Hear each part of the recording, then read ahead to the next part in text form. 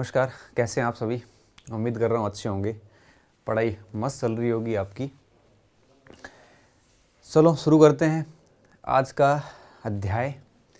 शिक्षण विधियाँ चल रही है कंटिन्यू, और आज हम पढ़ने जा रहे हैं L2 का SST का शिक्षण विधियों का टॉपिक। यूनिट 11 और 12 चल रही है। बड़ा इंटरेस्टिंग टॉपिक है आज, और काफ़ी बोर भी लगता है स्टूडेंट को, लेकिन है बड़ा मज़ेदार। अगर उसको आप बढ़िया तरीके से समझोगे तो निश्चित रूप से उसमें कभी दिक्कत आने वाली नहीं है। बड़ा शानदार टॉपिक है। शुरुआत करते हैं। हिंदी में लिखा है प्रथा, और साथ में लिखा है, साथ वाला अपन बाद में करेंगे, पहले अपन प्रथा के ऊपर ही बात करेंगे आज। प्रथा लिखा हुआ है। ये एक प्रकार से प्रथा शिक्षण प्रतिमान है। क्या है, मैं थोड़ी ही देर में इसका पूरा ऑपरेशन करता हूँ ढंग से। अगर इसको इंग्लिश में लिखूं तो IN, इसको Q कर दो,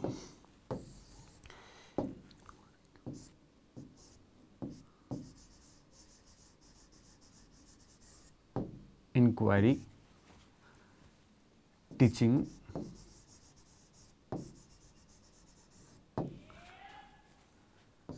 मॉडल। इंक्वायरी टीचिंग मॉडल, इसको अपन ट्रेनिंग मॉडल भी कह सकते हैं। तो अब देखिए, इंग्लिश में है इंक्वायरी टीचिंग मॉडल। कुछ जगह आई को यहाँ पे एक इंक्वायरी ये भी होती है ENQUAIRY, एक होती है IN। तो ज़्यादा कंफ्यूज नहीं होना आपको, आप उसको EN भी कर सकते हैं। मैं दोनों को एक प्रकार से एक्सप्लेन कर देता हूँ।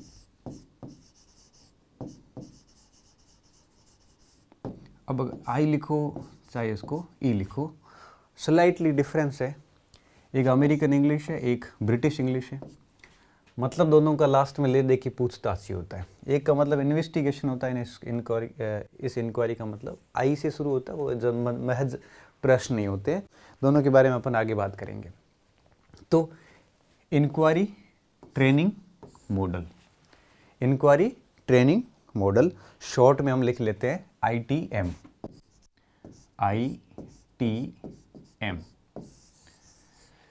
ठीक है। अब प्रथा शिक्षण प्रतिमान, इंक्वायरी टीचिंग मॉडल या ट्रेनिंग मॉडल। शिक्षण के हिसाब से देखेंगे तो टीचिंग होगा, लेकिन सचमैन ने जब थियरी दी थी तो उसके हिसाब से वो ट्रेनिंग मॉडल था। तो ITM, अब मैं इस इंग्लिश वाले को मिटा रहा हूँ और यहाँ पे शॉर्ट में उसके कोष्टक में ITM लिख रहा हूँ। ITM, inquiry teaching model. ठीक है, ये मैं इंग्लिश का नाम अब हटा रहा हूँ यहाँ पे और हिंदी का नाम रख रहा हूँ ITM। अब मैं बार बार प्रथा शिक्षण प्रतिमान नहीं लिखूंगा, उसके स्थान पे ITM ही लिखूंगा। आप समझ जाना कि ITM का मतलब प्रथा शिक्षण प्रतिमान है। ठीक है। अब देखिए, अब अपन शुरुआत करते हैं यहाँ से।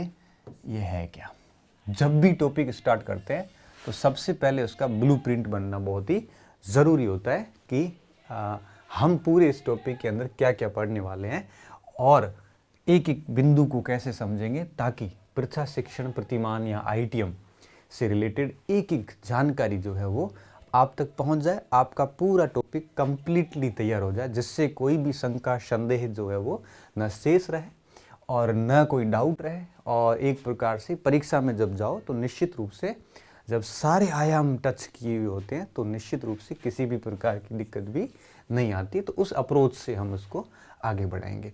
मॉडल क्या होता है, शिक्षण क्या होता है, प्रथा क्या होता है, सभी का अपन आगे जाके ऑपरेशन करेंगे। सबसे पहला पॉइंट हम पढ़ेंगे कि ITM है क्या। ITM है क्या, तो सबसे पहला बिंदु हमारा ये रहेगा कि ITM क्या है। इसके संबंध में हम तीनों शब्दों के बारे में एक एक के बारे में बात करेंगे कि ITM क्या है।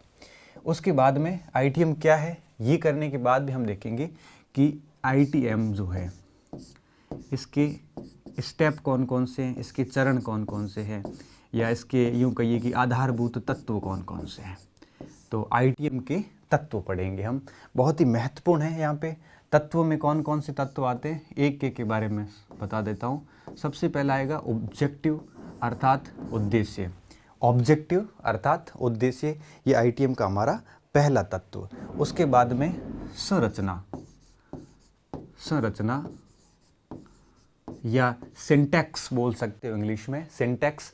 तो उद्देश्य, उद्देश्य के बाद में दूसरा जो इसका मेन तत्व होगा वो होगा आपके संरचना। संरचना के बाद में आएगा तीसरा तत्व सोशल सिस्टम। सोशल सिस्टम का मतलब क्या हो गया, सामाजिक तंत्र। सोशल सिस्टम ये तीसरा तत्व आ जाएगा इसका, या चरण आ जाएगा। तो उद्देश्य मैं एक एक के बारे में समझाऊंगा, अभी मैं केवल तत्वों के नाम लिख रहा हूँ। तो सबसे पहले उद्देश्य देखेंगे, उसके बाद देखेंगे ITM की संरचना कैसी है, उसके बाद देखेंगे कि सोशल सिस्टम जो है वो इसको किस प्रकार से प्रभावित कर रहा है, और उसके बाद देखेंगे प्रिंसिपल ऑफ रिएक्शन। मतलब क्या हुआ कि रिएक्शन का मतलब हो गया प्रतिक्रिया, प्रतिक्रिया का सिद्धांत।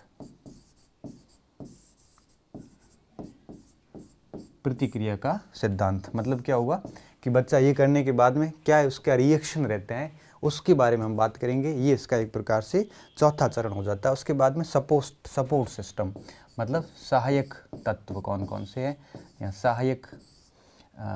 सहायककारी तत्व लिख लो, सहायककारी तत्व। ठीक है, सहायकारी तत्व जिसमें शिक्षक के बारे में भी आएगा, आसपास के पर्यावरण के बारे में आएगा, उसके अलावा उसका परिवार भी आएगा। सहायककारी तत्व कौन कौन से और वो किस तरह से इसको प्रभावित करते हैं। और उसके बाद में पांचवा छठा जो तत्व है वो आएगा आपके मूल्यांकन, इवैल्यूएशन, मूल्यांकन। ये छठा तत्व हो जाएगा। और लास्ट में आएगा एप्लीकेशन।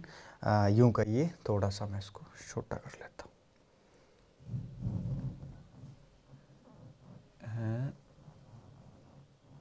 हूँ। मूल्यांकन और लास्ट में अनुप्रयोग,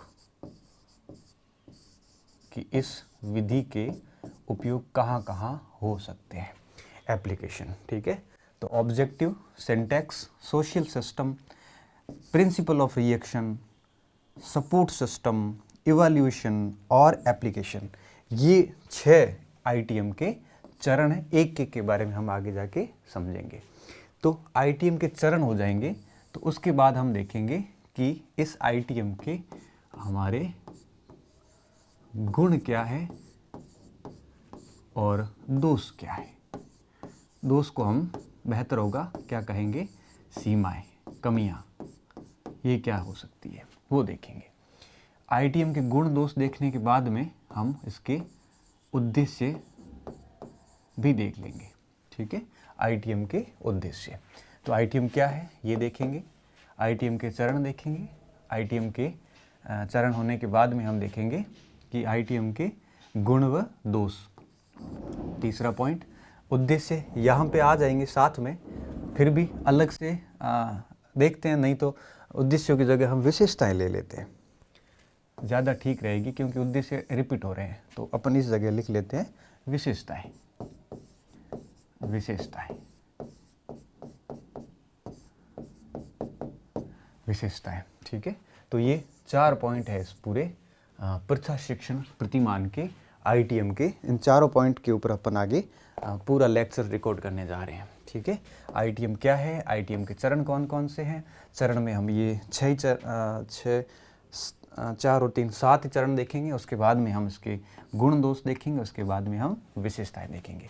अब मेरा पूरा विश्वास है कि अगर आप पहला पॉइंट और दूसरा पॉइंट, अगर ये दोनों पॉइंट ढंग से समझ लोगे, तो फिर अगर आप दोनों पॉइंट ढंग से समझ लोगे तो फिर आपको ये समझने की आवश्यकता नहीं रहेगी।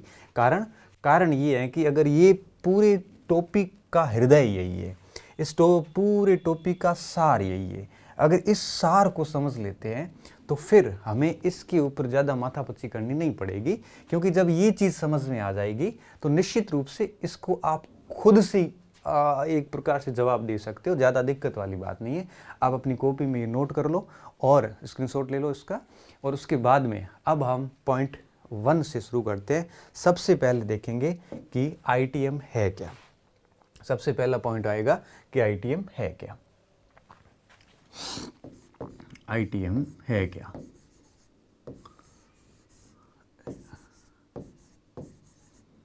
प्रच्छा है क्या। ठीक है, अब अपन चलते हैं सामान्य से विशिष्ट की ओर। प्रच्छा है क्या। सबसे पहली चीज देखिए, प्रच्छा का क्या मतलब है। प्रच्छा का मतलब होता है पूछताछ। क्या मतलब होता है? पूछताछ। इसे अपन कह सकते हैं इंक्वायरी। इंक्वायरी करना, पूछताछ करना या इंक्वायरी करना, इसको अपन अगर विशुद्ध हिंदी में बोलते हैं तब प्रच्छा आ जाता है। ज़्यादा प्रच्छा शब्द से कंफ्यूज नहीं होना है। प्रच्छा का मतलब होता है पूछना। जैसे कोई विद्यार्थी है और बहुत सारे प्रश्न अगर वो टीचर से पूछता है, हर जगह जहाँ जहाँ कंफ्यूज हो रहा है वो शिक्षक से प्रश्न पूछता है, तो ये प्रश्न पूछने की जो विद्यार्थी की जो शैली है, जो वो उसकी आदत है, जो वो प्रश्न पूछने की जो उसकी वो कला है, दरअसल वही प्रच्छा है, वही एक प्रकार से पूछताछ है। तो अब बात ये आती है कि जो ये पूछताछ है इसका टीचिंग में क्या योगदान होता है। देखिए, बालक स्वभाव से क्या होते हैं? जिज्ञासु होते हैं।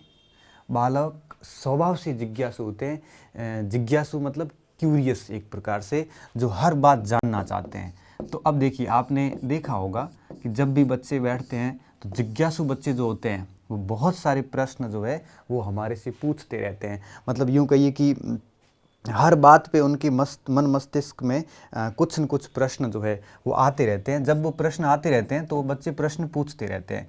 और ये जिज्ञासा जो होती है ये प्रच्छा का एक प्रकार से मूल सिद्धांत है, क्योंकि जब तक जिज्ञासा नहीं होगी तब तक बच्चा सवाल पूछ नहीं पाएगा। तो जिज्ञासा होनी बहुत ज़रूरी होती है। जिज्ञासा मतलब जानने की इच्छाएं। तो अब देखिए, जब बच्चों में जिज्ञासा होती है तब बच्चे क्या करते हैं, उसके बारे में शिक्षक से या अभिभावक से, जो भी उसके पास में होगा, उसको बहुत सारे प्रश्न जो है वो पूछेंगे।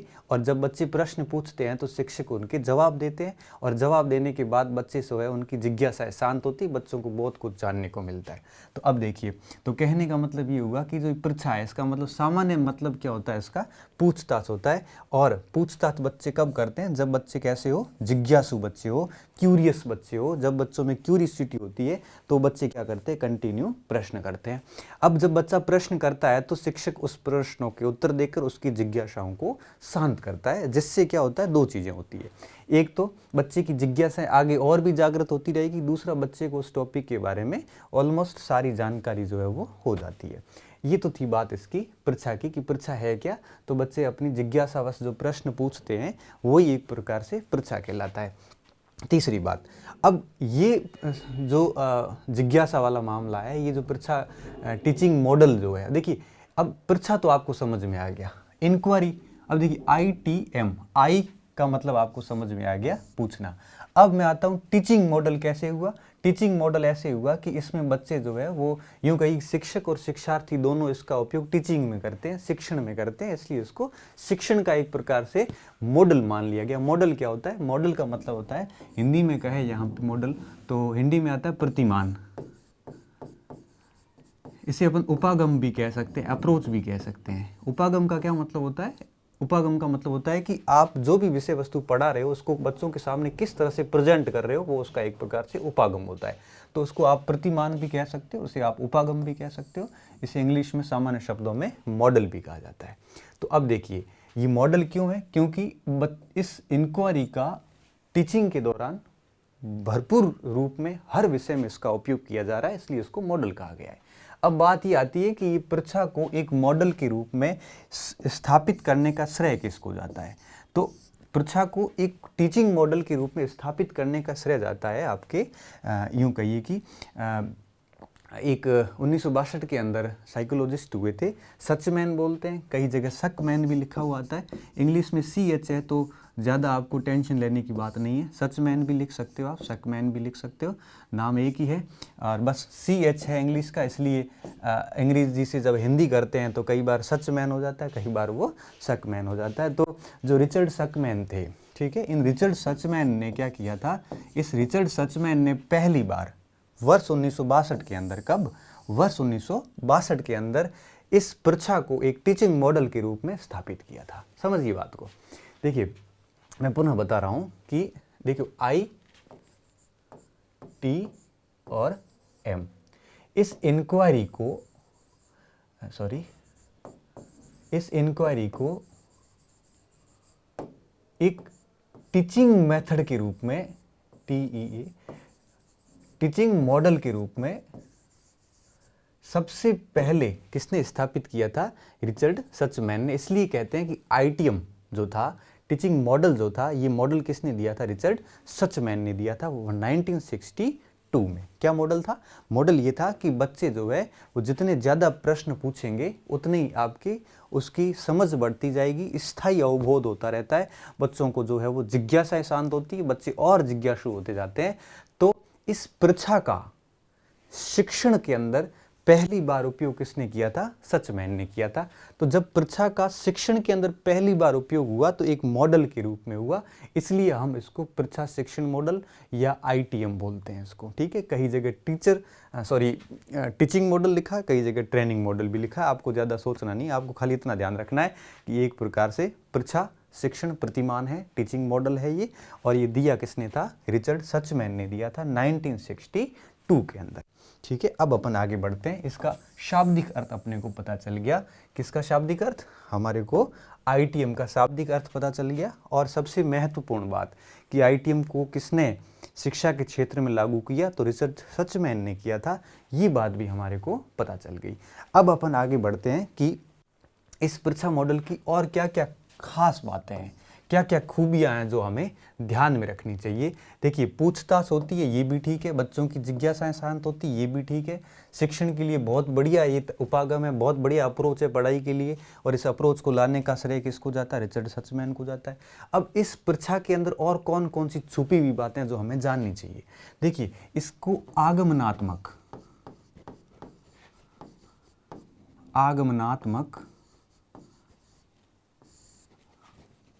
विधि भी माना जाता है, विधि का एक रूप भी माना जाता है, विधि का उदाहरण कह सकते हो आप उसको। कैसे, समझिए। आगमनात्मक का मतलब क्या होता है, आगमनात्मक का मतलब होता है कि एक उदाहरण दे दो बच्चों को, बहुत सारी समस्याएं बच्चों के सामने रख दो, तो जब बच्चों के सामने उदाहरण रखेंगे तो बच्चे उदाहरण से आगे कोई न कोई नई बात सीखने का प्रयास करते हैं। समस्याएं दे दी जाती है बच्चों को, फिर बच्चे समस्या से संबंधित विभिन्न प्रकार के सवालात करते हैं। इस आगमनात्मक और निगमनात्मक का अपना अलग वीडियो बना हुआ है, आप देख लेना उसको। तो आगमनात्मक और निगमनात्मक क्या, इसके ऊपर अभी मैं नहीं बात करूंगा क्योंकि बहुत डिटेल में जाके पूरा वीडियो है इसके ऊपर। अभी आप सिर्फ इतना समझिए कि आगमनात्मक जो है इस विधि को फॉलो करता है प्रथा। प्रथा किस विधि को फॉलो करता है, आगमनात्मक क्या होता है, समस्या पहले दे दी जाती, उसके बाद उसके समाधान के प्रयास होते हैं। इतना सा आप अभी ध्यान रख लो, बाकी डिटेल में अगले जो अलग वीडियो बना हुआ उसके अंदर अपन बात करेंगे। तो प्रथा जो है उसमें क्या होता है, सबसे पहले बच्चे के समक्ष समस्या रखती जाती है और फिर बच्चा क्या करता है, उस समस्या के ऊपर विभिन्न सारे समाधान खोजने के प्रयास करता है। इस दौरान उसकी जिज्ञासु प्रवृत्ति विकसित होती है, इस दौरान वो बच्चा जो है बहुत सारे प्रश्न जो है वो शिक्षक से करता है। तो कहने का मतलब हो गया, एक तो ये हो गया आगमनात्मक विधि का उदाहरण है ये। दूसरा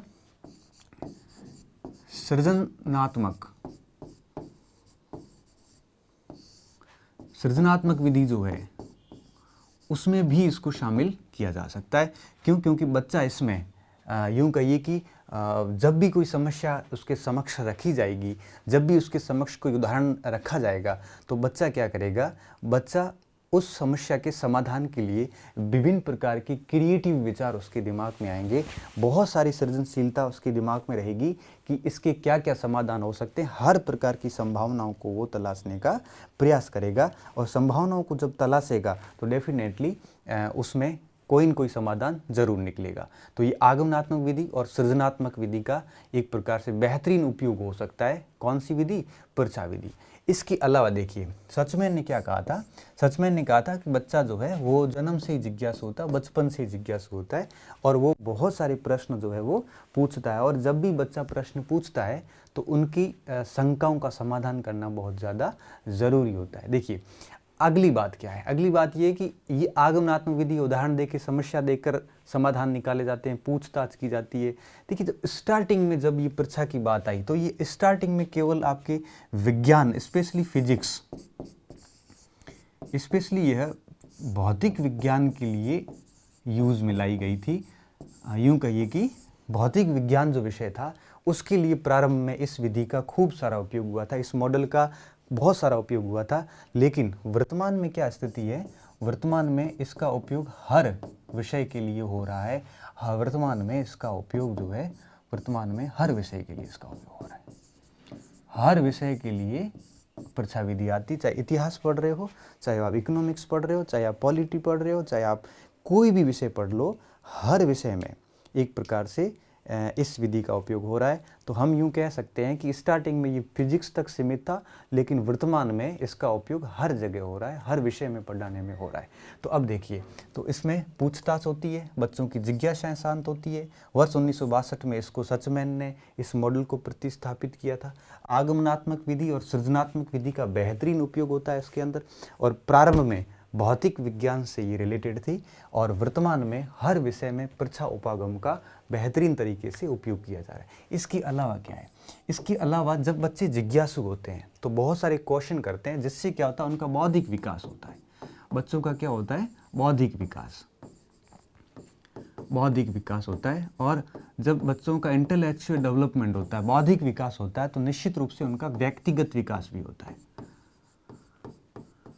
व्यक्तिगत विकास। तो इस विधि के सहारे क्या होता है? इस विधि में बच्चों के बौद्धिक विकास, व्यक्तिगत विकास, सामाजिक विकास पर पूरा ध्यान दिया जाता है।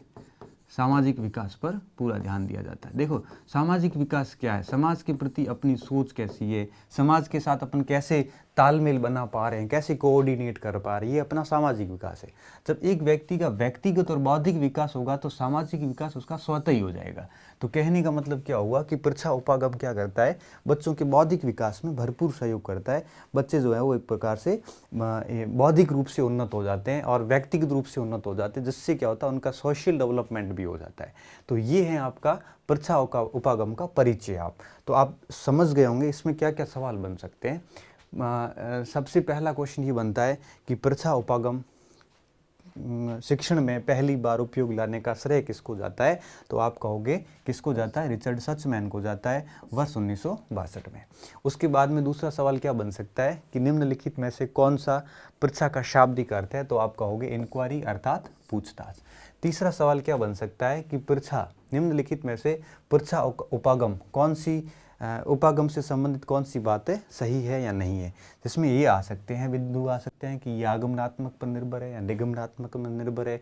इस टाइप से क्वेश्चन आ सकता है। इसका ऑप्शन हो सकता है, ये पूछा जा सकता है कि परीक्षा उपागम का प्रारंभ में प्रयोग कौन से विषय में हुआ था, और फिर पूछा जा सकता है कि इसमें निम्नलिखित में से कौन से विकास पॉसिबल संभव होते हैं। तो इसके अलावा छोटे मोटे क्वेश्चन इस परिभाषा से बन सकते हैं। अब आपको क्या करना है, इसका एक ढंग से स्क्रीनशॉट ले लो और उसके बाद आप क्या करोगे, आप इसमें लिख लेना। सबसे पहले हेडिंग देना आईटीएम। और देखो हम पढ़ क्या रहे थे? हम पढ़ रहे थे आईटीएम है क्या, और है क्या इसमें आप क्या लिखोगे? सबसे पहले लिखना 3 शब्द खोल देना। आई इंक्वायरी, इंक्वायरी में लिखना परीक्षा, परीक्षा का मतलब होता है पूछताछ। टी का मतलब होता है टीचिंग, टीचिंग का मतलब होता है शिक्षण कार्य। मॉडल का मतलब होता है प्रतिमान या पढ़ाने का तरीका। तो अब नीचे आप लिखोगे कि पठन पाठन में या शिक्षण के दौरान, पठन पाठन में या शिक्षण के दौरान विद्यार्थियों के द्वारा विभिन्न प्रकार की जिज्ञासाओं को शांत करने के लिए जो प्रश्न किए जाते हैं, जो प्रश्न पूछे जाते हैं, जो पूछताछ की जाती है, उनको हम पृच्छा कहते हैं और उसको हम पृच्छा उपागम बोलते हैं, जिसका प्रतिपादन पहली बार वर्ष 1962 में रिचर्ड सचमैन ने किया था। पृच्छा उपागम की मूल बातें निम्नलिखित हैं, जिसमें आप पहले लिख लेना कि आगमनात्मक विधि को फॉलो करती है, सृजनात्मक विधि को फॉलो करती है। स्टार्टिंग में ये भौतिक विज्ञान तक सीमित थी, इसमें बच्चे का बौद्धिक, व्यक्तिगत और सामाजिक विकास होता है। ये बातें आप इसमें ITM क्या है इसके अंदर लिख लेना, इसका आप एक स्क्रीनशॉट ले लो, ठीक है। अब जब ये सारी चीज़ें हो गई, तो अब जब ITM आपको पता चल गया कि ITM है क्या, तो अब उसके बाद दूसरा बिंदु आता है कि ITM क्या है। तब आपने देख लिया कि ये एक पूछताछ है और कुछ नहीं है, इससे ज़्यादा बच्चे सवाल पूछते हैं। और पूछताछ क्यों करते हैं? बच्चों में क्या होती है? जिज्ञासा होती है, और जिज्ञासा जो है वो पूर्ण की जाती है। और ये मॉडल किसने दिया? 1962 में दिया गया। ये सारी चीज़ें आप ध्यान रखना अच्छे से। और अब अपन आते हैं अगले बिंदु पे, जो कि सबसे महत्वपूर्ण बिंदु है। तो पृच्छा शिक्षण प्रतिमान क्या होता है? जैसे अपन पढ़ रहे हैं क्लास के अंदर और आपने मेरे से 5-7 सवाल पूछ लिए, सर इसका क्या होगा। जैसे यही टॉपिक पढ़ रहे थे, आपने खड़े होकर पूछा, सर इसका पृच्छा का क्या मतलब है? मैंने कहा बेटा इसका मतलब होता है पूछना। तब आप पूछोगे कि पूछने का क्या मतलब है? पूछने का मतलब ये है कि जब भी हम कोई टॉपिक पढ़ते हैं तो आपके दिमाग में बहुत सारे प्रश्न उठते हैं, बहुत सारी जिज्ञासा होती है, आप मेरे से पूछोगे और मैं आपकी उन जिज्ञासाओं को शांत करूँगा। यही पृच्छा है। और इसको प्रतिमान क्यों कहा गया? क्योंकि ये एक पढ़ने का तरीका है, ये भी एक प्रकार के शिक्षण का तरीका है, ये भी एक प्रकार का टीचिंग मेथड है। तो हम क्लासेज में इसका उपयोग करते हैं, इसलिए हम इसको पृच्छा का शिक्षण प्रतिमान कहते हैं। और ये पृच्छा का शिक्षण प्रतिमान सर किसने दिया पहली बार? तब मैं आपको कहूँगा कि 1962 में सचमैन ने इस थियरी को पहली बार डेवलप किया था। तो ये सारी बातें हमने देख ली। अब हम आते हैं ITM के चरण या तत्व। बहुत ही महत्वपूर्ण है ये पॉइंट, और यूँ कहिए कि काफ़ी कुछ सीखा जा सकता है इससे। और मैं तो ये कहता हूँ कि आप इसको न केवल सीखिए, बल्कि इसको जब भी आप शिक्षक बनोगे, विद्यालय में जाओगे, तो उसको अपने जीवन में यूँ कहिए कि विद्यार्थियों के साथ लागू भी ज़रूर करना। जिससे क्या होगा? न केवल विद्यार्थियों को फ़ायदा होगा, बल्कि आप भी बहुत सारी चीज़ें जो है वो इन चीज़ों को लागू करके अच्छे अध्यापक जो है वो बन सकते हो। तो अब आते हैं अपन स्टेप ऑफ ITM,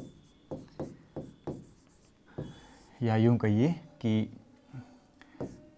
पृच्छा प्रतिमान के चरण, ठीक है। ये काफ़ी महत्वपूर्ण है और अपन इसके बारे में अभी बात करेंगे। इसका सबसे पहला जो चरण है वो है हमारा ऑब्जेक्टिव, उद्देश्य। चरण कह दो या अपन इसको तत्व भी लिख सकते हैं, आप कंफ्यूज मत होना, बाकी कुछ नहीं, बस कुछ भी लिख लो, कोई फर्क नहीं पड़ता। बस बात ये है कि अपने को बात समझ में आनी चाहिए, ठीक है। ऑब्जेक्टिव, उद्देश्य। देखो उद्देश्य क्या होता है, मैंने आपको बताया कि जब भी कोई टॉपिक पढ़ते हैं सबसे पहले उसका उद्देश्य देखा जाता है कि उसका एग्जैक्टली उद्देश्य क्या है, हम उसको क्यों पढ़ रहे हैं। तो परीक्षा जब पढ़ते हैं, हम परीक्षा जब पढ़ रहे हैं, हमें परीक्षा को क्यों बताया जा रहा है, हम परीक्षा मॉडल क्यों लागू करें, इसका मेन उद्देश्य क्या है। तो अब आप परीक्षा की परिभाषा जो अब हमने पढ़ी, परिभाषा पढ़ने के बाद आपके दिमाग में आ गया होगा कि परीक्षा के मेन उद्देश्य क्या हो सकते हैं। देखिए परीक्षा का मेन उद्देश्य जो होता है वो होता है कि एक प्रकार से यूँ कहिए कि जो विद्यार्थी है, अब इन विद्यार्थियों को में एक प्रकार से विद्यार्थियों में व्यक्तिगत और एक प्रकार से बौद्धिक विकास करना। विद्यार्थियों में कैसा विकास करना? बौद्धिक और व्यक्तिगत विकास। ये परीक्षा का मूल उद्देश्य है, क्योंकि जब बच्चा जिज्ञासु होता है उसके मस्तिष्क में हजारों क्वेश्चन उठते हैं, और जब वो प्रश्न करता है तो उन प्रश्नों का जब हम जवाब देते हैं तो डेफिनेटली बच्चे का क्या होता है? बौद्धिक विकास होता है। बच्चे के जब कोई व्यक्ति टॉपिक पढ़ा रहा हो, टीचर टॉपिक पढ़ा रहा हो, और आपके मस्तिष्क में अगर प्रश्न उठ रहे हैं तो डेफिनेटली आप उन चीज़ों को समझ रहे हो, उन चीज़ों का बोध कर रहे हो, और जब हम समझते हैं तभी सवाल उठते हैं। तो कहने का मतलब क्या हुआ कि विद्यार्थियों में एक प्रकार से बौद्धिक और व्यक्तिगत क्षमताओं का क्या होता है? विकास होता है। ये परीक्षा का सबसे अहम उद्देश्य है। ध्यान रखना, परीक्षा का सबसे अहम उद्देश्य क्या हो गया, बौद्धिक और व्यक्तिगत क्षमताओं का क्या करना, विकास करना। इसके अलावा और क्या हो सकता है, बच्चों में वैज्ञानिक दृष्टि विकसित करना। कैसी दृष्टि, वैज्ञानिक, क्योंकि जो वैज्ञानिक होते हैं वो रटते नहीं है। वैज्ञानिक क्या करते हैं, जो विज्ञान से रिलेटेड जो भी स्टूडेंट होता है वो रटता नहीं है, उसके दिमाग में प्रति प्रश्न आते हैं। जब भी कोई चीज़ आती है उसके सामने, वो हमेशा खुद से प्रश्न करता है कि क्या है, क्यों है, ऐसा क्यों हो रहा है। जैसे सूर्य की किरणें यहाँ तक आ रही है तो वो पता करेंगे कि इतनी स्पीड से क्यों आ रही है, क्यों नहीं है, क्यों, मतलब कोई भी ध्वनि आएगी तो भी उसके बारे में वो रटेंगे नहीं, बल्कि उसके बारे में वो सोचेंगे। अब जैसे महामारी आई, अभी कोरोना आया, तो हम लोग तो क्या उसके तथ्य रट रहे हैं कि कोरोना कहाँ से आया, कैसे हुआ, क्यों हुआ। वैज्ञानिक क्या कर रहे हैं, उसका जीनोम तैयार कर रहे हैं, उसका पूरा का पूरा कि ये कैसे बना, इसका किस प्रकार से ट्रीटमेंट होगा, क्योर कैसे होगा, वो चीज़ों में वो जुट गए हैं। तो मतलब क्या हुआ, हजारों जिज्ञासाएं उनके मस्तिष्क में होती है, तो वैज्ञानिक दृष्टि बच्चों में विकसित होती है। इसके अलावा क्या होता है, उद्देश्य क्या होता है कि बच्चों में जिज्ञासु प्रवृत्ति जो है, जिज्ञासु, अब देखिए जिज्ञासा, बच्चों की जिज्ञासु प्रवृत्ति को प्रबल करना, और मतलब बच्चों को और जिज्ञासु बनाना। जितनी ज़्यादा जिज्ञासाएं बच्चों में होगी, जितने ज़्यादा बच्चे जो है वो अंदर से प्रश्न रखेंगे, अपने अंदर से प्रश्न उठेंगे और पूछेंगे, तो बच्चों में जिज्ञासु प्रवृत्ति विकसित होगी। और जो बच्चे जिज्ञासु होते हैं वो बहुत ही आगे जाके बहुत होनहार बच्चे बनते हैं। तो इसका एक उद्देश्य जिज्ञासु प्रवृत्ति का भी होता है। इसके अलावा ज्ञानात्मक कौशल भी वृद्धि होती है। ज्ञानात्मक कौशल क्या होता है, ज्ञानात्मक का मतलब होता है एक प्रकार से ज्ञान अर्जित करने का कौशल। ये ज्ञान अर्जित करने का क्या कौशल होता है, जब बच्चे, आप जितने ज़्यादा क्वेश्चन करोगे डेफिनेटली आपके नॉलेज में क्या होगा, एनरिचमेंट होगा, आपका नॉलेज जो है वो निरंतर बढ़ता रहेगा। और इसके अलावा क्या होता है, बच्चों की तर्क शक्ति भी बढ़ती है, बच्चों की तर्कना की जो पावर है वो भी बढ़ती है, तर्कना में वृद्धि होती है। तो ये सारे के सारे इसके क्या थे, उद्देश्य थे, किसके, परीक्षा शिक्षण प्रतिमान के। तो आप इन 5 उद्देश्यों को लिख लेना। पहला लिख लेना, विद्यार्थियों में ये बौद्धिक विकास होता है, वैज्ञानिक दृष्टिकोण का विकास होता है, जिज्ञासु प्रवृत्ति का विकास होता है, ज्ञानात्मक कौशल में वृद्धि होती है, तर्कना में वृद्धि होती है, बच्चे सकारात्मक भी होते हैं, ये भी अपन लिख सकते हैं, सकारात्मकता भी आती है। ठीक है, ये एक प्रकार से परीक्षा चरण के जो तत्व पढ़ रहे हैं उसमें पहला तत्व हमने क्या लिया है, इसके उद्देश्य लिए हैं, और ये हो गए इसके उद्देश्य। हमें उद्देश्य जानना बहुत ज़रूरी था, उद्देश्य हमने जान लिए। उद्देश्य जानने के बाद अब दूसरा नंबर आता है इसके चरण, चरणों में दूसरा नंबर क्या आएगा, और ये लिखा है हमने यहाँ पे संरचना, सिंटैक्स। तो आईटीएम का पहला चरण क्या होता है, पहला चरण ये है, या पहला तत्व ये है कि हमें उद्देश्य जान लेने चाहिए। अब देखेंगे कि आईटीएम किस तरह से काम करता है और इसकी संरचना क्या हो सकती है। आईटीएम की संरचना, अब जो परीक्षा शिक्षण प्रतिमान है ये किस तरह से काम करता है। मान लो कि आप आईटीएम का उपयोग करने जा रहे हैं अपने विद्यालय के अंदर। आप जैसे ही क्लासेस के अंदर गए, जाने के बाद में आपने बच्चों को आईटीएम कोई भी मुद्दा ले लिया, कोई भी बात ले ली, और उसके बारे में बहुत सारी चीज़ें बताना स्टार्ट कर दिया उसको, और वहाँ से बच्चों की जिज्ञासा शुरू होती है। और उसके बाद किस तरह से आईटीएम आगे बढ़ सकता है उसको अपन अभी समझेंगे। इसके कौन कौन से स्टेप जो है वो सबसे मेन है। सबसे पहला स्टेज, सिंटैक्स जो है, मतलब जो संरचना है, इसमें इसके टोटल 5 स्टेजेज है। इन 5 स्टेज को आपको ध्यान रखना है। इसका फर्स्ट स्टेज जो है, प्रथम चरण, इस फर्स्ट स्टेज में शिक्षक क्या करेगा, किसी उदाहरण के जरिए या किसी बात के जरिए विद्यार्थियों के समक्ष एक समस्या रख देगा। कन्फ्रंटेशन ऑफ प्रॉब्लम, क्या रखेगा, समस्या रखेगा, समस्या उत्पन्न करेगा। समस्या उत्पन्न करेगा कौन करेगा, यहाँ पे टीचर करेगा। समस्या उत्पन्न करना शिक्षक के द्वारा, ये इसका पहला चरण है। किसका, ये हमारे आईटीएम के अंदर हम प्रवेश करने जा रहे हैं। अब कोई भी समस्या उत्पन्न कर दी, वो उदाहरण के जरिए वो कन्फ्रंटेशन कर सकते हैं, या कोई यूँ कहिए कि कोई बात करके कर सकते हैं। जैसे मान लो कि कोरोना के बारे में बात आ गई, तो यहाँ हम उसने समस्या उत्पन्न कर दी ये कोरोना के संबंध में कि कोरोना का इलाज क्यों नहीं हो रहा है। ये बच्चों के सामने एक टीचर ने क्या किया, समस्या उत्पन्न कर दी। अब जब समस्या उत्पन्न कर ही दी है, तो समस्या उत्पन्न करने के बाद में देखो ये काम टीचर का था, टीचर ने बच्चों के ऊपर समस्या को डाल दिया। अब बच्चे क्या करेंगे, उस समस्या के ऊपर रिसर्च करेंगे और डाटा गैदरिंग करेंगे। डाटा गैदरिंग मतलब यहाँ पे बच्चे विद्यार्थी जो है वो आंकड़ों का संग्रह करेंगे, आंकड़ों का संग्रहण करेंगे। उस समस्या से रिलेटेड जितने भी आंकड़े हैं वो जुटाए जाएंगे। और आंकड़ों का संग्रहण यहाँ पे 2 चरणों में होता है। पहले जब आंकड़ों का संग्रहण होगा, जो डाटा गैदरिंग की जाएगी, सबसे पहले उसका एक प्रकार से वेरिफिकेशन होगा, पुष्टि होगी, और उसके बाद में उसका एक्सपेरिमेंट किया जाएगा। देखिए डाटा संग्रहण होगा। अब देखिए डाटा संग्रहण मतलब ये आंकड़ों का संग्रहण, मैं यहाँ दोबारा लिख रहा हूँ, आंकड़ों का संग्रहण कैसे हुआ। सबसे पहले ये क्या करेंगे, वेरिफिकेशन करेंगे, पुष्टि करेंगे, या यूं कहिए जांचबीन करेंगे, जांच पड़ताल करेंगे। और जांच पड़ताल होने के बाद में फिर क्या होगा, इसके ऊपर प्रयोग करेंगे, एक्सपेरिमेंट करेंगे, प्रयोग होगा।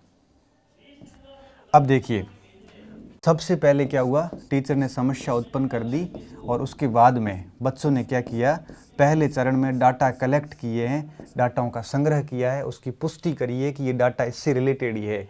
और उसके बाद में जो कलेक्टेड डाटा थे, वेरीफाइड कलेक्टेड डाटा, पुष्ट संग्रहित आंकड़े जो थे, उन आंकड़ों के ऊपर उन्होंने एक्सपेरिमेंट करना शुरू कर दिया। और एक्सपेरिमेंट करने के बाद में चौथा चरण शुरू होगा। अब देखिए चौथा चरण जो है उसको अपन लाते हैं, तीसरे चरण के बाद में यहाँ पे चौथा चरण आएगा। और इस चरण में बच्चे क्या करेंगे, जो भी उनके पास आंकड़े इकट्ठे हुए थे, जिन आंकड़ों के ऊपर उन्होंने प्रयोग करना शुरू किया था, उन आंकड़ों को वो संगठित करना शुरू करेंगे, संगठन ऑर्गेनाइज करेंगे, या यूं कहिए कि प्रयोग संगठन करना शुरू करेंगे। और उसके बाद में सूत्रीकरण होगा, फॉर्मूला बनाएंगे, करेंगे सूत्रीकरण, ये सब काम शुरू कर देंगे।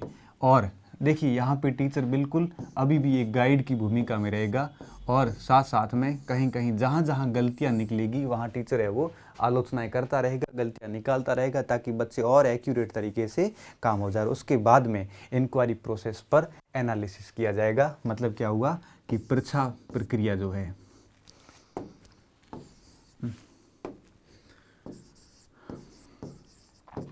परीक्षा प्रक्रिया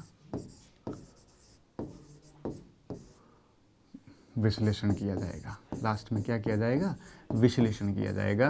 किसका, जो बच्चों ने एक्सपेरिमेंट किए थे, जो संगठन बनाया, उसका पूरा का पूरा विश्लेषण किया जाएगा। किसके द्वारा ये सब किया जाएगा, ये सारा का सारा काम किया जाएगा शिक्षक के द्वारा। अब आप देखिए यहाँ पे कि पूरी की पूरी इस आईटीएम के अंदर, जब भी आईटीएम में हम प्रवेश करते हैं, टॉपिक पढ़ाना शुरू करते हैं, तो हम 5 चरणों से गुजरते हैं। सबसे पहला चरण क्या होगा, बच्चों के सामने क्या रखना, समस्या रखना, समस्या की पहचान करना, समस्या रखना। तो समस्या उत्पन्न करना इसका सबसे महत्वपूर्ण चरण है, क्योंकि जब तक समस्या उत्पन्न नहीं होगी तब तक न बच्चे जिज्ञासु रहेंगे, न बच्चे प्रश्न करेंगे, न एक प्रकार से बच्चों का ऐसा कुछ रहेगा।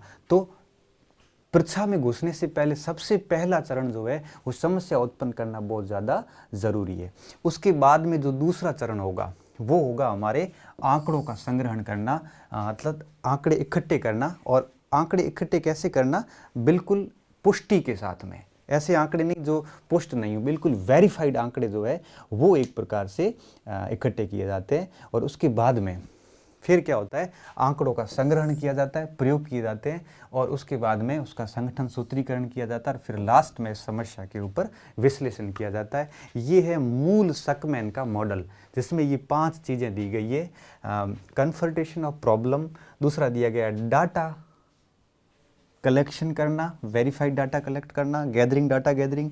उसके बाद में आता है एक्सपेरिमेंटल डाटा गैदरिंग करना। उसके बाद में जो आएगी बात वो आएगी आपके ऑर्गेनाइजेशन एंड फॉर्मुलेशन करना। और उसके बाद में आएगा आपके इंक्वायरी मॉडल को एक प्रकार से एनालिसिस करना।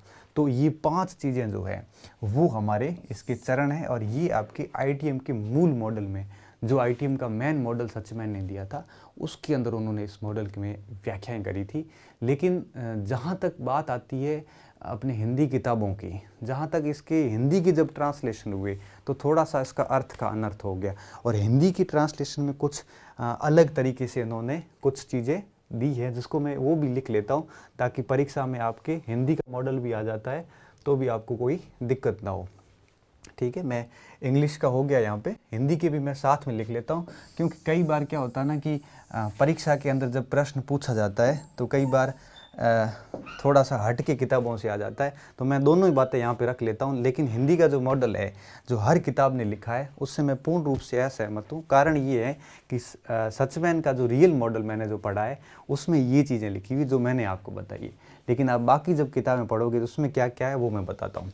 उसमें पहला चरण लिखा है समस्या, ये पहला चरण हर जगह सही लिखा है, समस्या का चयन व पहचान, ये पहला मॉडल पहला चरण लिखा है, हर जगह यही लिखा है। ठीक है, उसके बाद में दूसरा जो चरण लिखा है किताबों ने वो लिखा है समस्या संबंधित प्रयोग करना। देखिए यहाँ दिक्कत आ जाती है इन लोगों के, इन्होंने गलतियाँ करी है, समस्या से संबंधित प्रयोग। अब देखिए प्रयोग किसका करोगे आप, जब तक आपके पास डेटा नहीं है, अगर आप डाटा नहीं रखते हो तो प्रयोग करोगे कैसे। यहाँ पे हिंदी की किताब हमारी मौन हो जाती है। लेकिन देखो इन्होंने स्पष्ट किया है कि आंकड़ों का कलेक्शन करो डाटा, और कलेक्ट करने के बाद इसका प्रयोग करो। यहाँ पे एक्सपेरिमेंट बिल्कुल सही आ रहा है, एक्सपेरिमेंट, लेकिन हिंदी वाले में यहाँ पे गड़बड़ है, तो आप दोनों एक प्रकार से याद कर लेना। ठीक है, समस्याओं से संबंधित प्रयोग करना। अब ये बात इन्होंने लिखी है यहाँ पे दूसरे स्टेप पे। तीसरा स्टेप इन्होंने लिखा है कि छात्र व शिक्षक द्वारा समस्या समाधान के प्रयास करना। अब देखिए तीसरा पॉइंट क्या लिखा है कि स्टूडेंट व टीचर दोनों के द्वारा मिलकर समस्या समाधान का प्रयास करना। अब देखिए जब समस्या समाधान का प्रयास, समस्या समाधान का प्रयास, ये इन्होंने तीसरा पॉइंट लिखा है। जबकि तीसरा पॉइंट हमने क्या लिखा है, यहाँ पे हमने ये लिखा है, सचमैन ने क्या लिखा है कि तीसरा पॉइंट पे वो प्रयोग तीसरे पॉइंट पे होंगे। इन्होंने लिखा है कि यहाँ पे क्या करना, समस्या समाधान का प्रयास करना। अब संगठन और सूत्रीकरण के बारे में इन्होंने कहीं पर भी ऐसा नहीं लिखा। अब देखिए सब समस्या समाधान के प्रयास शुरू हो जाएंगे तो उसके बाद में इन्होंने लिखना है सूचनाओं का संगठन और परिणाम तैयार करना। अब इन्होंने यहाँ पे चौथा पॉइंट वापस सही लिखा है कि सूचनाओं का क्या करना, संगठन करना और परिणाम तैयार करना, परिणाम तैयार करना। यहाँ पे ये भी ठीक लिखा है इन्होंने, परिणाम तैयार करना, क्योंकि संगठन और फॉर्मुलाइजेशन, तो फॉर्मुलाइजेशन और ऑर्गेनाइजेशन ये यहाँ पे ठीक है, और थोड़ा सा इस जगह इन्होंने गड़बड़ी कर दी। और जब इन्होंने कहा कि संगठन और परिणाम तैयार हो जाते हैं तो उसके बाद में फिर पूछताछ प्रक्रिया का विश्लेषण होगा। ये पॉइंट बिल्कुल कॉमन है, ये विश्लेषण वाला, पूछताछ प्रक्रिया का या परीक्षा प्रक्रिया का विश्लेषण। अब देखिए यहाँ पे ज़्यादा डिफरेंस नहीं है, लेकिन मुझे बस एक जगह थोड़ा सा हिंदी वाले में गड़बड़ लगी, वो लगी आपके इस प्रयोग में, यहाँ पे थोड़ी सी दिक्कत लगी। तो दूसरा और तीसरा पॉइंट गड़बड़ है, पहला चौथा और पांचवा हिंदी वालों का सही है, लेकिन आपको जो है मूल रूप से इस चीज़ को याद रखना है। सबसे पहले क्या होगा, प्रॉब्लम दी जाएगी, उसके बाद क्या होगा, वेरीफाइड डाटा कलेक्ट किए जाएंगे, उसके बाद क्या होगा, डाटा का एक्सपेरिमेंट किया जाएगा, उसके बाद क्या होगा, फॉर्मुलाइजेशन और ऑर्गेनाइजेशन किया जाएगा, और उसके बाद में एनालिसिस किया जाएगा। ये है हमारे 5 चरण सचमैन के अनुसार। हिंदी की किताबों ने कुछ इस प्रकार से लिखे और आपके सचमैन ने मूल रूप से इस प्रकार से लिखे थे। आप इसका एक स्क्रीनशॉट ले लो और फिर इसको आप अच्छे से दोनों तरफ से याद कर लेना। ये मत कह देना कि गुरुजी ने गलत लिखवाया है, गुरुजी दोनों तरफ से आपको बता रहे हैं। अगर रीट वाले ये ऑप्शन देते हैं तो ये देख लेना, अगर रीट वाले ये ऑप्शन देते हैं तो ये देख लेना। लेकिन एक बात तय है कि रीट वाले हमेशा पहला, चौथा और पांचवें पर ज़्यादा जोर देते हैं, और इसमें 2 टाइप से क्वेश्चन बनेंगे। पहला प्रश्न बनता है कि परीक्षा प्रक्रिया विश्लेषण के प्रथम चरण कौन सा है, ये प्रश्न बन सकता है, या संरचना का प्रथम चरण पूछा जा सकता है, या पूछा जा सकता है कि निम्नलिखित को क्रमवार व्यवस्थित कीजिए। तो इसमें या तो ये होगा या ये होगा, आपको अच्छे से समझ में आ जाएगा, दिक्कत वाली बात नहीं है यहाँ पे। ठीक है, तो उद्देश्य हो गया, संरचना हो गई। अब आते हैं सामाजिक तंत्र के ऊपर, सोशल सिस्टम के ऊपर। तीसरा पॉइंट, सामाजिक संरचना। अब इस पूरी पूछताछ प्रक्रिया में समाज कहाँ कहाँ योगदान दे रहा है, समाज कहाँ कहाँ हमें प्रभावित कर रहा है, सोशल सिस्टम कहाँ प्रभावित कर रहा है। इसमें हम दो चीजें लेंगे कि शिक्षक की भूमिका क्या है यहाँ पे,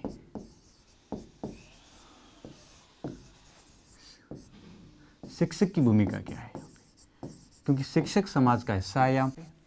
और दूसरा, पर्यावरण की भूमिका क्या है यहाँ पे,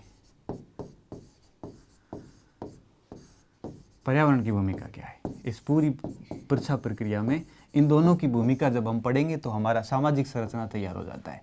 सामाजिक संरचना में दोनों चीजें देखेंगे कि शिक्षक की भूमिका क्या रहेगी, role of teacher and environment, इन दोनों की क्या भूमिका रहेगी। सबसे पहले बात आती है शिक्षक की। शिक्षक की बहुत ही महत्वपूर्ण भूमिका होती है। सबसे पहली चीज कि वो एक यहाँ पर एक आलोचनात्मक भूमिका में होता है। आलोचनात्मक का क्या मतलब हुआ, क्रिटिसाइज करना, क्रिटिसाइज नहीं करना, यहाँ पे एक्चुअली क्रिटिकल थिंकिंग रखना। यहाँ पर शिक्षक जो है बच्चों के सामने समस्याएं उत्पन्न करता रहेगा, आलोचनाएं करता रहेगा कि यहाँ पे ये तेरी गलती, यहाँ पे ये गलती, यहाँ पे ये गलती। यहाँ पे शिक्षक जो है वो एक प्रकार से आलोचना की भूमिका में रहेगा, तभी स्टूडेंट जो है वो एक्टिव रूप से काम करेंगे। दूसरा, कंट्रोलर की भूमिका में भी रहेगा, पूरा नियंत्रण रखेगा, क्योंकि अगर कंट्रोल नहीं रहा तो डेफिनेटली परीक्षा जो है वो अपने उद्देश्यों में सफल नहीं होगा। साथ में क्या होता है कि टीचर को सक्रिय रहना बहुत ज़रूरी है।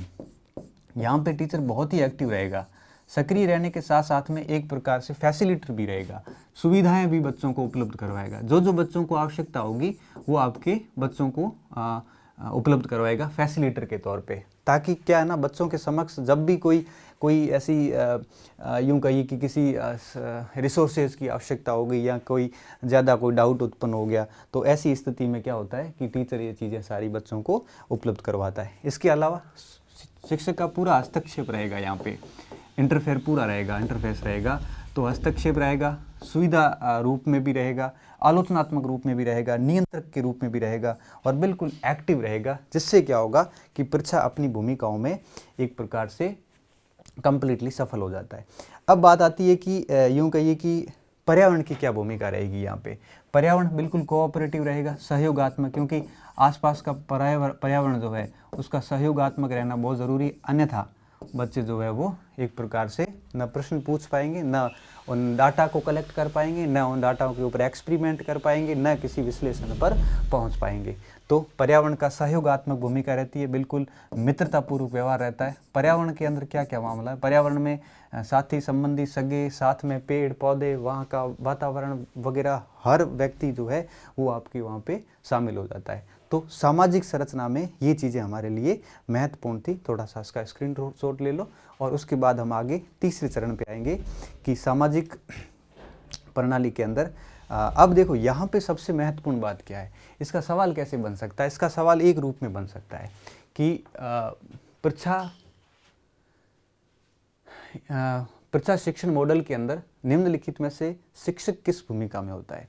ये सारे ऑप्शन हो सकते हैं, उपयुक्त भी आ सकता है, इसमें से कोई एक भी आ सकता है, सक्रिय, नियंत्रक, आलोचनात्मक, सुविधा, हस्तक्षेप, इस प्रकार से भी आ सकता है। तो थोड़ा सा इसका ध्यान रखना कि कौन सा होता है यहाँ पे टीचर। तो मुख्य रूप से किस भूमिका में होता है, आलोचक की भूमिका में होता है।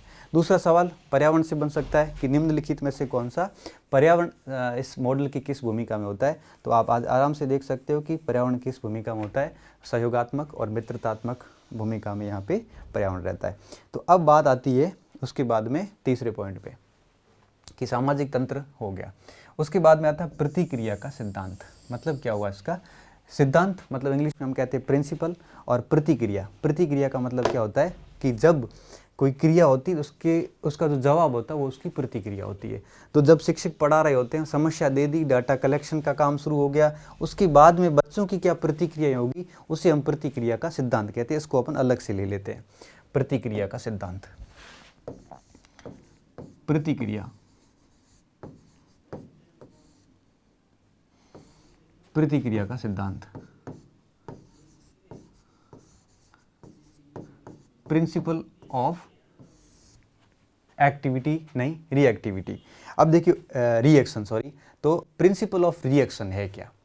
अब जब परीक्षा का काम चल रहा होगा, परीक्षा से जो बच्चे सीखेंगे उसके बाद बच्चों की क्या प्रतिक्रिया होनी चाहिए, उसके ऊपर आता है प्रतिक्रिया का सिद्धांत। ये सवाल सीधा पूछा जाता है कि निम्नलिखित में से कौन सा परीक्षा से संबंधित सिद्धांत नहीं है, या पूछा जा सकता है कि परीक्षा के परिणामों के संबंधित सिद्धांत कौन सा नहीं है, या पूछा जा सकता है कि प्रतिक्रिया के सिद्धांत में कौन कौन सी बातें शामिल है या नहीं है। तो प्रतिक्रिया के सिद्धांत में सबसे पहली चीज़ होती है कि प्रतिक्रिया हमेशा इंटरैक्टिव होती है। इंटरैक्टिव का मतलब क्या होता है, यूँ कहिए कि इंटरैक्टिव का मतलब होता है कि आपसी चर्चा से संबंधित होती, आपसी संवाद होता है उसमें। तो विद्यार्थियों के बीच में और शिक्षक के मध्य हमेशा क्या रहता है, इंटरेक्शन रहता है, आपसी संवाद बना रहता है। एक दूसरे को ब्लॉक नहीं करते, एक दूसरे से वार्ता करते रहते हैं, हेल्दी वार्ता होती है, जिससे क्या होता है कि नए नए सुझाव जो है वो सामने निकल कर आते हैं। दूसरा क्या होता है, बिल्कुल हेल्प टू स्टूडेंट, मतलब ये हुआ कि हर विद्यार्थी एक दूसरे के लिए सहयोगात्मक भावना रखता है। तो सहयोग की भावना, किसकी भावना, सहयोग की भावना रहती है। तो हेल्प टू स्टूडेंट मतलब सहयोग की भावना रहती है, ये एक प्रतिक्रिया रहती है इसमें।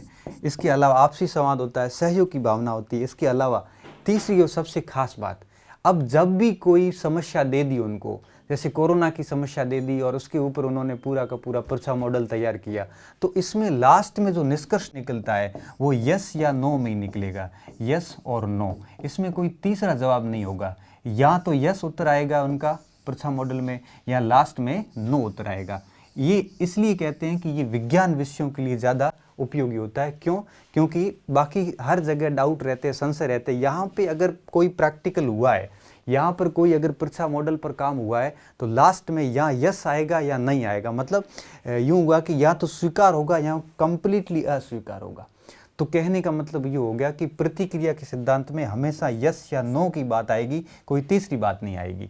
तो जब भी कोई परीक्षा मॉडल चल रहा हो, जैसे मान लो कि पर्यावरण प्रदूषण पर कोई बात चल रही है, या फिर कोई रिसर्च चल रहा हो, या फिर जैसे मान लो कि किसी जैसे कोविड के ऊपर अपन बात कर रहे थे कि कोरोना इस कारण से फैलता है, अब इस कारण से फैलता है, और उसके ऊपर जब परीक्षा मॉडल तैयार होगा तो लास्ट में यहाँ आएगा यस या नो, यहाँ फैलता है या नहीं फैलता है। कुछ कह नहीं सकते, ऐसा नहीं हो सकता। अगर ऐसा हो रहा है मतलब परीक्षा मॉडल वो अभी तक सक्सेस नहीं हुआ है। तो ये तो था आपके प्रतिक्रिया का सिद्धांत, इसमें यस नो का ध्यान रखना। तो ये प्रतिक्रिया का सिद्धांत था। मैं वापस आ रहा हूँ पॉइंट के ऊपर। तो देखिए, प्रतिक्रिया का सिद्धांत, उद्देश्य देख लिए, संरचना देख ली, सामाजिक तंत्र देख लिया। प्रतिक्रिया का सिद्धांत यस या नो में जवाब आएगा, ये बात तय है। और उसके बाद में बात आती है कि और सपोर्टिव सिस्टम कौन कौन सा हो सकता है। तो सपोर्टिव सिस्टम, सहायक तत्व और कौन कौन से होते हैं, सहायकारी तत्व जो इस मॉडल को और बढ़िया तरीके से स्थापित कर सकते हैं, इस मॉडल को और सपोर्ट करते हैं।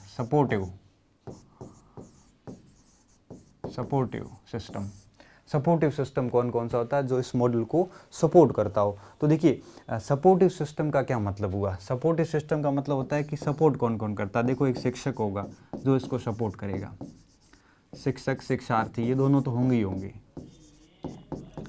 शिक्षक और शिक्षार्थी दोनों मिलकर, ये सहायकारी तत्व बहुत ज़रूरी होते हैं। शिक्षक पूरा का पूरा सपोर्टिव होना ज़रूरी होता है। सहायकारी तत्वों में और क्या हो सकता है, इसके अलावा बौद्धिक तत्व भी शामिल होते हैं। बहुत सारे इंटेलेक्चुअल लोग जो हैं, बौद्धिक योगदान भी साथ में होता है। तो इंटेलेक्चुअल लोगों का पूरा हस्तक्षेप यहाँ पे रहता है। इसके अलावा रणनीतिकार भी होते हैं, इसमें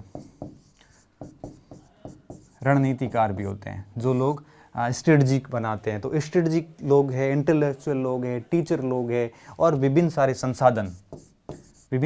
संसाधन, तो रिसोर्सेज भी है। तो ये सब लोग सपोर्टिव सिस्टम होते हैं, जिसका सहारा, मतलब डाटा कलेक्ट करने के लिए कहाँ से सपोर्ट लिया जा सकता है, शिक्षक से लिया जा सकता है, इंटेलेक्चुअल लोगों से लिया जा सकता है, स्ट्रेटजिस्ट लोगों से लिया जा सकता है, रिसोर्सेज से भी उपयोग लिया जा सकता है। ये एक प्रकार के क्या होते हैं, सहायक तत्व होते हैं, जो कि यूँ कहिए कि इसमें काफ़ी योगदान दे देते हैं। अब देखिए, इसके अलावा क्या क्या है। फिर मूल्यांकन होगा, इसमें कुछ ज़्यादा कुछ है नहीं इवोल्यूशन में, और अनुप्रयोग होगा। मूल्यांकन क्या होता है, मूल्यांकन का मतलब ये होता है कि जब लास्ट में, यूँ कहिए कि जब पूरी प्रोसेस पूरी हो जाती है इस मॉडल की, तो लास्ट में इवोल्यूशन किया जाता है कि क्या हमारा मॉडल सक्सेस हुआ या नहीं हुआ, इस मॉडल से हमें सीखने को क्या मिला, और इस मॉडल के क्या क्या एक प्रकार से कमियाँ रही, क्या क्या खूबियाँ रही। ये होता है लास्ट में मूल्यांकन।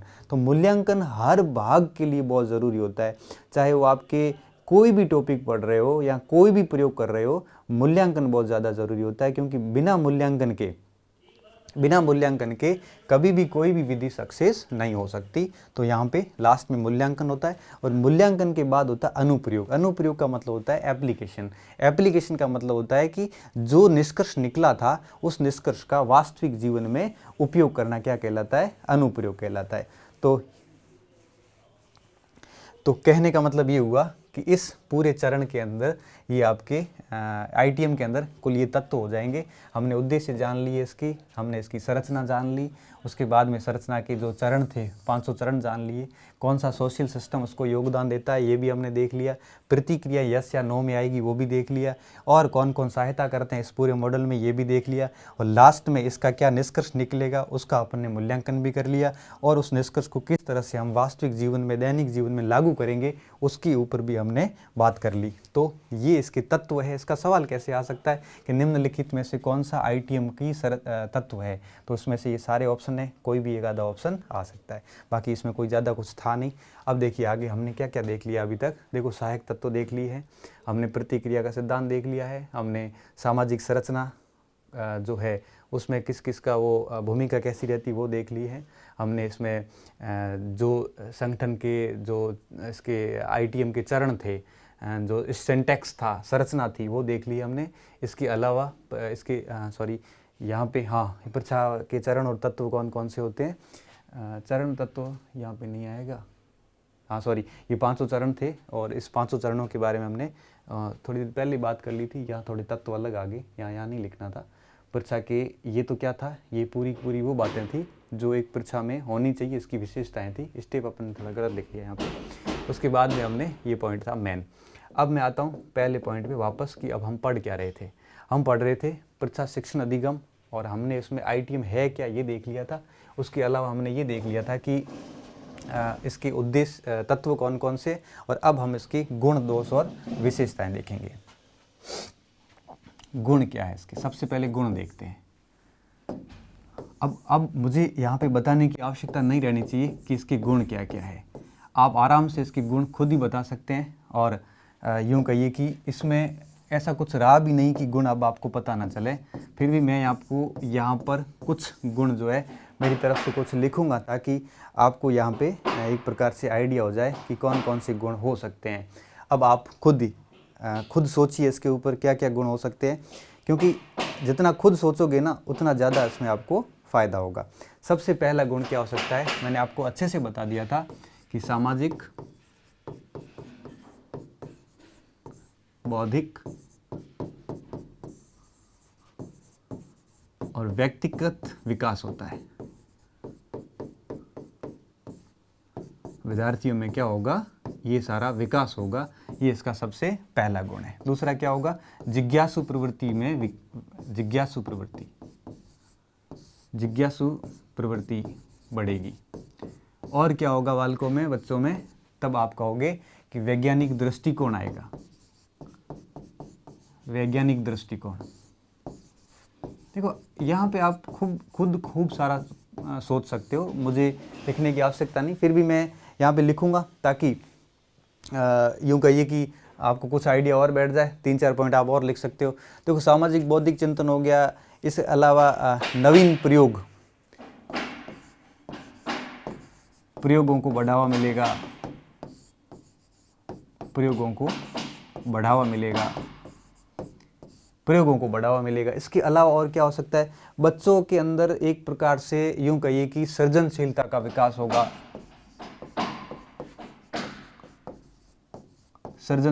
विकास होगा।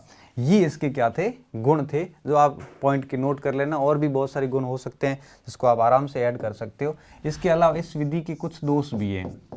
दोष एग्जैक्ट नहीं कह सकते, हम इसकी सीमाएं कहेंगे कि क्या क्या सीमाएं हैं इस विधि की। दोष का क्या मतलब होता है, जिसमें कमियां रहती हो उन कमियों को दूर किया जा सकता है। ऐसा कुछ है नहीं कि भाई कमियां दूर नहीं हो सकती। तो पहली कमी इसकी जो रहती है वो ये रहती है कि पूरा पाठ्यक्रम नहीं पढ़ाया जा सकता।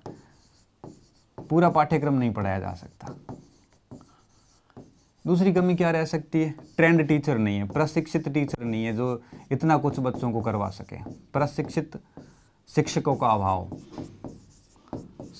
अभाव। और क्या कमी रह सकती है, संसाधनों का अभाव। कई बार संसाधन नहीं होते विद्यालयों में, बच्चे कैसे डाटा कलेक्ट करेंगे? संसाधनों का अभाव, संसाधनों का अभाव। अब रिसोर्सेज नहीं है तो डाटा कलेक्ट नहीं हो पाएंगे। इसके अलावा और क्या चीज़ें हो सकती है? इसमें एक प्रकार से संगठन का अभाव रहता है कि ये सारी चीज़ें करने के लिए प्रॉपर ऑर्गेनाइजेशन होना चाहिए, संगठन का अभाव रहता है, ये संभव हो नहीं पाता, संगठन का अभाव रहता है। और क्या रह सकता है? कई बार काफ़ी खर्चीली विधि भी है, काफ़ी खर्चीली विधि भी है ये। तो ये सारी चीज़ें जो है और हाँ, इसके अलावा ये प्राथमिक स्तर पर काम की नहीं है। प्राथमिक स्तर पर ये जो विधि है ये काम नहीं करेगी, उपयोगी नहीं, क्योंकि ऐसी सोच बड़े स्तर पर ही होती है। तो ये कुछ इसकी दोष या यूँ कहिए इसकी कुछ सीमाएं हैं जो हमें जाननी चाहिए थी। और उसके बाद आती है लास्ट में कुछ इसकी विशेषताएं बता देते हैं। अब विशेषताएं क्या बतानी शेष रह गई? आपने ऑलमोस्ट सारी चीज़ें देख ली इसमें कि क्या क्या विशेषताएं हो सकती है। वापस वही बातें घूम घूम के आएगी कि सृजनशीलता बढ़ती है, जिज्ञासूपन होता है, वैज्ञानिक वगैरह, ये सारी चीज़ें वापस घूम घूम के आएगी यहाँ पे। तो इसमें क्या क्या हो सकता है? इसमें एक तो प्रश्न पूछने की कला का डेवलपमेंट होता है, प्रश्न पूछने का कौशल विकसित होता है। बच्चे वो निरंतर प्रश्न करते हैं तो प्रश्न पूछने का कौशल विकसित होगा। किसमें? बच्चों में, क्योंकि परीक्षा का मूल मकसद यही है, वही प्रश्न पूछना। इसके अलावा वापस वही बात आ जाएगी, वैज्ञानिक दृष्टिकोण डेवलप होगा। वापस वही बात आएगी कि जिज्ञासु प्रवृत्ति विकसित होगी या बच्चों और जिज्ञासु ज़्यादा होंगे। इसके अलावा यूँ कहिए कि समस्या समाधान का संबंध भी आएगा यहाँ पे। समस्या समाधान पूर्ण रूप से होगा, अनुकूलन तरीके से होगा, कई तरीकों से हो सकता है। ये इसकी कुछ विशेषताएं थी।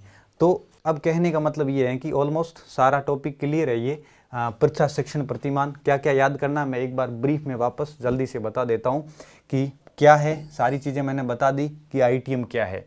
ITM क्या है? सिंपल सा मामला है, ये पूछताछ की प्रक्रिया है और पढ़ने में पूछताछ की इस विधि का उपयोग सचमैन ने 1962 में किया था। इसके ये चरण थे। उद्देश्य क्या है? इसके 5 चरण थे संरचना के। सामाजिक तंत्र कैसे योगदान करता है, और इस चरण के अंदर या इस ITM के अंदर लास्ट में जो प्रतिक्रिया आएगी उसका क्या सिद्धांत रहेगा, या यस होगा या फिर नो होगा। इसके अलावा और कौन से सहायक तत्व है, शिक्षक हो चाहे पर्यावरण, किस तरह से योगदान देते हैं, लास्ट में किस तरह से मूल्यांकन किया जाता है और उसका लास्ट में आपके एक प्रकार से उपयोग कर लिया जाता है, अनुप्रयोग किया जाता है कि इस पूरे निष्कर्ष को किस तरह से हम समाज में लागू कर सकते हैं। और हमने गुण, दोष, सीमाएं और विशेषताएं देख ली। एक आधा क्वेश्चन यहाँ से आता है, इसको आप अच्छे से तैयार करना। उम्मीद करता हूँ आपके बहुत बढ़िया तरीके से समझ में आ गया होगा। अगला जो लेक्चर है हमारा वो आपके रहेगा अनुभवजन्य एविडेंस, जो एम्पिरिकल एविडेंस जिसका टॉपिक का नाम था, उसको हम पढ़ेंगे। तो उम्मीद करता हूँ समझ में आ गया होगा आपके। बहुत बहुत धन्यवाद स्टूडेंट। अच्छे रहिए, मस्त रहिए और पढ़ते रहिए।